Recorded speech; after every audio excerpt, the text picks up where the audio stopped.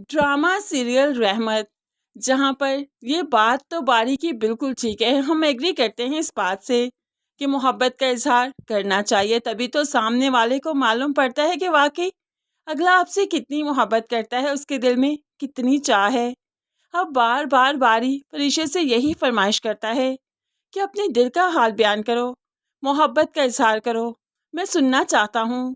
तो परीक्षे को चाहिए कि अपने शोहर की खुशी के लिए उसे खुलकर मोहब्बत का इजहार करे, लेकिन परीक्षे हमेशा ही ये कहकर टाल देती है कि मोहब्बत लफ्ज़ों की मोहताज नहीं हुआ करती, ये तो फील हो जाती है। बेशक मोहब्बत फील हो जाती है, लेकिन मोहब्बत हमेशा से ही लफ्ज़ों की मोहताज रही है, और जब लफ्ज़ों का सहारा लेते हुए इजहार किया जाता है तो एहसास और भी हसीन हो जाता है और रिश्ता और भी मजबूत है। यहाँ पर फिलहाल परिशे इस चीज़ को नहीं समझ पा रही। दूसरी तरफ मिनाल की प्रेगनेंसी का सुनते ही राहिल मनाने आ जाता है और फिर मिनाल को मनाकर घर ले जाता है, जहाँ पर कोई भी मिनाल से सीधे मुंह बात करने को तैयार ही नहीं।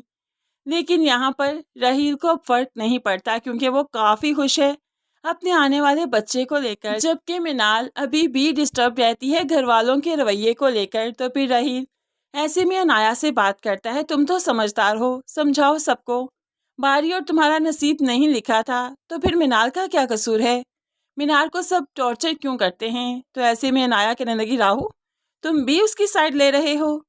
तो राहिल कहने लगा, मैं साइड नहीं ले रहा, समझा रहा हूँ, तुम तो अक्लमंद हो, तुम तो वैसे भी किसी को पसंद कर चुकी हो, तो फिर मिनाल को टॉर्चर क्यों कर रहे हम सब, कोई उससे बात क्यों नहीं करता, इस हालत में उसे उदास नहीं रहना चाहिए। अब राहिल फरमाइश भी कर रहा है, तो किससे, अनाया से, जो कि चाहती यही है कि मिनाल कभी खुश ना रहे।